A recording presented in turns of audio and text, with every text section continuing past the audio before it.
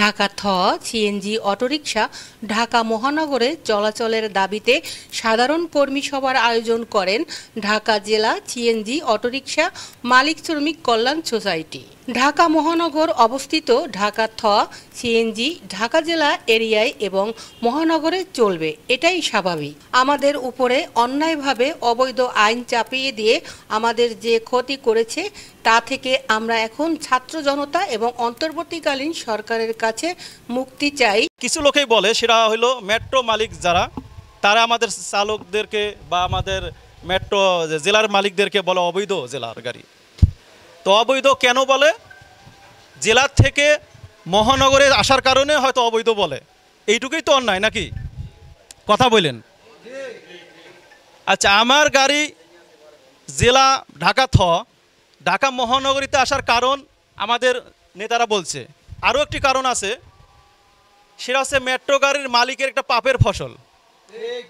কেন পাপের ফসল?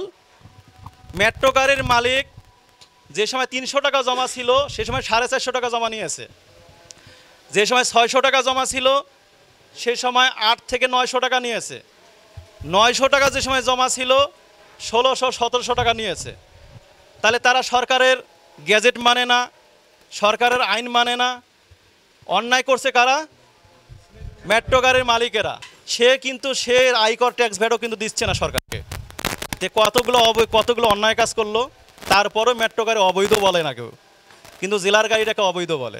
মেট্রো এলাকার ভিতরে এক সময় চালক ছিলাম, সিন্ডিকেটের কারণে, অতিরিক্ত জমা নেওয়ার কারণে, সারাদিন গাড়ির কাজ করার পরেও জমা চাওয়ার কারণে, নাইট গার্ড, তারপর হচ্ছে যে গাড়ি মোছার নামে সিন্ডিকেট, বিভিন্ন সমস্যা, মালিকের সঙ্গে সমন্বয় না হওয়ার কারণে কিন্তু আমরা জেলার গাড়িগুলো ক্রয় করেছি। সেটা কি মেট্রো গাড়ির মালিকের পাপ নয়, অন্যায় না?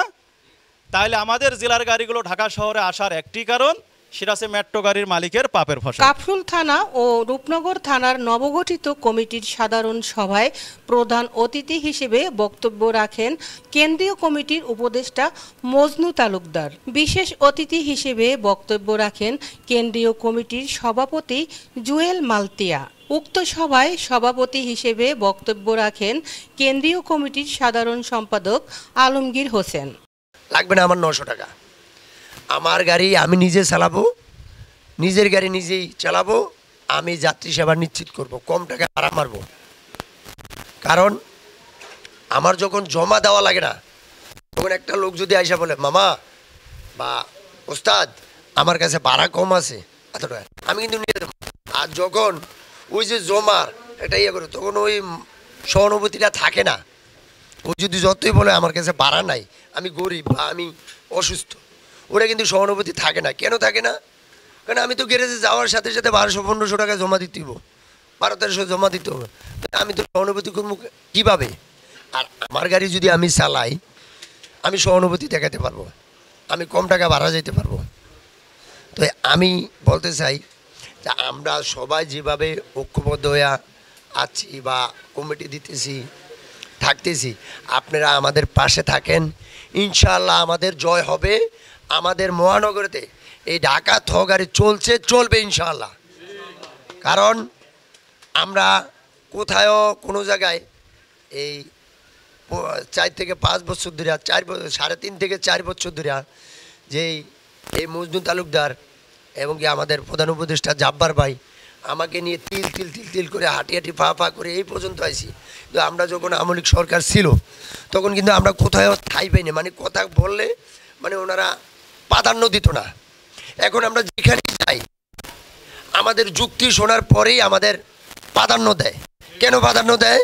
যেহেতু আমাদের যুক্তি আছে, আমাদের দাবির সাথে মিলে, আমাদের সাথে যেই অন্যায় করা হয়েছে, যেভাবে আমাদেরকে দাবায় রাখা হয়েছে, এগুলো ওদেরকে বুঝাইতে পারছি। ছাত্র সমন্বয়ের সাথে আমরা বলছি, ওরা আমাদের যুক্তি এবং কি আমাদের কথা শুনে বলছে যে না, আপনাদের বিষয় একটা বিবেক বিবেচনা করা হবে। আমি মনে করি আপনারা যদি আমাদের সাথে থাকেন, তাহলে ইনশাআল্লাহ আমরা কিছুদিনের মধ্যে আমরা একটা বাস্তবায়ন করে এলাম ইনশাআল্লাহ। আমাদের পাশে ভালো ভালো লোক আছে, নেতারা আছে।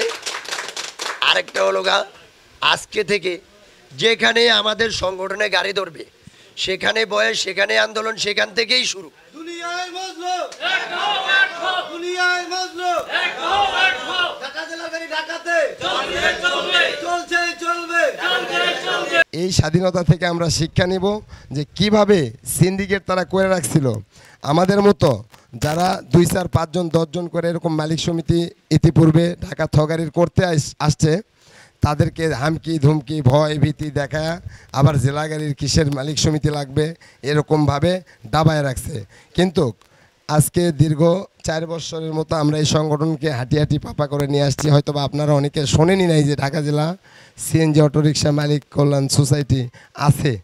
তো আমরা আপনাদেরকে আস্তে আস্তে পৌঁছায় দিচ্ছি, বা আমরা ঢাকা শহরে প্রায় 20টার উপরে থানা কমিটি গঠন করছি।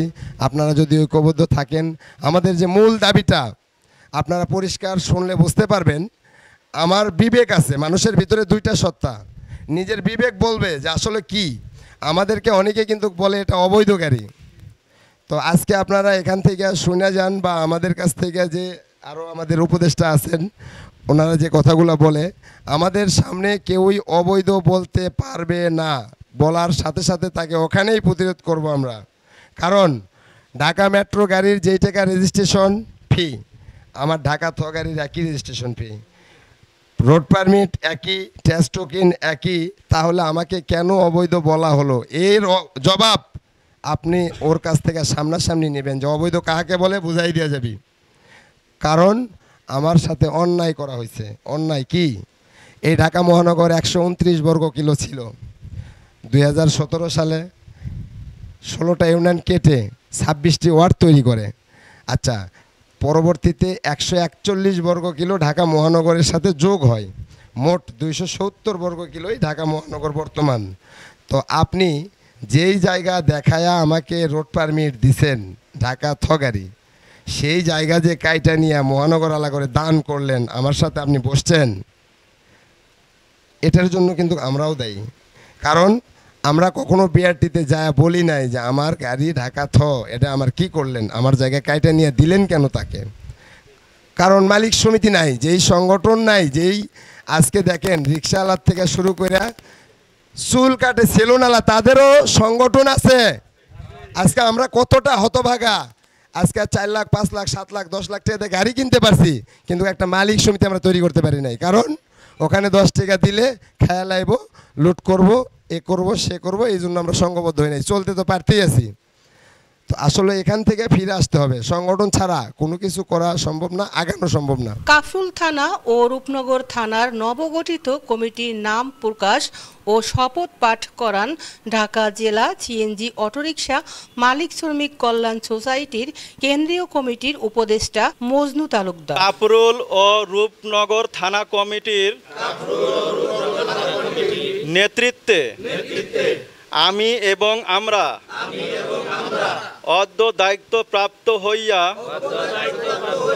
নবগঠিত কাফরুল থানা কমিটির সভাপতি আব্দুল কুদ্দুস, সিনিয়র সহসভাপতি আব্দুল বারেক, সাধারণ সম্পাদক আলমগীর, যুগ্ম সাধারণ সম্পাদক মোহাম্মদ সিদ্দিক, প্রচার সম্পাদক বিজয় হাসান রাব্বি, সহ প্রচার সম্পাদক মোহাম্মদ সুজন, কোষাধ্যক্ষ মোহাম্মদ সামাদ, দপ্তর সম্পাদক মোহাম্মদ ইব্রাহিম, ধর্ম বিষয়ক সম্পাদক নওশের, কার্যকারী সদস্য মোহাম্মদ রবিউল, রূপনগর থানার সভাপতি আক্তারুজ্জামান, সাধারণ সম্পাদক মাসুদ রানা, প্রচার সম্পাদক কামরুল, কোষাধ্যক্ষ রিয়াজ সহ সংগঠনের মোহাম্মদ সিদ্দিক, আব্দুর রাজ্জাক, মোহাম্মদ মজনু, মোহাম্মদ ইকরাম, মোহাম্মদ হাশেম নির্বাচিত হন। শপথ পাঠের পূর্বে বক্তব্য রাখেন ঢাকা জেলা সিএনজি অটোরিকশা মালিক শ্রমিক কল্যাণ সোসাইটির কেন্দ্রীয় কমিটির প্রচার সম্পাদক মোহাম্মদ নয়ন মিয়া, কেন্দ্রীয় কমিটির যুগ্ম সাধারণ সম্পাদক মোহাম্মদ মাহফুজুর রহমান, কেন্দ্রীয় কমিটির কোষাধ্যক্ষ মোহাম্মদ জাফর, সহ সাধারণ সম্পাদক মোহাম্মদ জামাল শেখ, কেন্দ্রীয় কমিটির সহ সাংগঠনিক সম্পাদক মোহাম্মদ জয়নাল আবেদিন, কেন্দ্রীয় কমিটির যোগাযোগ বিষয়ক সম্পাদক মোহাম্মদ খোকন, সাংস্কৃতিক ও ক্রীড়া সম্পাদক মোহাম্মদ হাশেম, কেন্দ্রীয় কমিটির সহধর্ম বিষয়ক সম্পাদক মোহাম্মদ ফয়সাল আহমেদ রুবেল। এ সময় বক্তারা বলেন, আসুন সকলে মিলেমিশে একসাথে চলি। ঢাকা থ সিএনজি অটোরিকশা চালকরা অন্য কেউ নয়, তারা এদেশেরই সন্তান এবং তারা যেহেতু এ কর্ম শিখেছে সেহেতু তারা এই কর্মই করবে। সেক্ষেত্রে ঢাকা থ সিএনজি অটোরিকশা চালকরা ঢাকা জেলার সকল রোডে চলাচল করবে। উক্ত সভায় উপস্থিত ছিলেন মুগদা থানার সভাপতি মোহাম্মদ মোজাম্মেল হোসেন, সবুজবাগ থানার সভাপতি মোহাম্মদ হাসান মির্জা, ২৫০০ থানার ক্রীড়া সম্পাদক মোহাম্মদ হাশেম মিয়া সহ আরও অনেকেই। শাহিদ আক্তার পাখি, মাতৃভাষা টেলিভিশন, কাফরুল, মিরপুর, ঢাকা।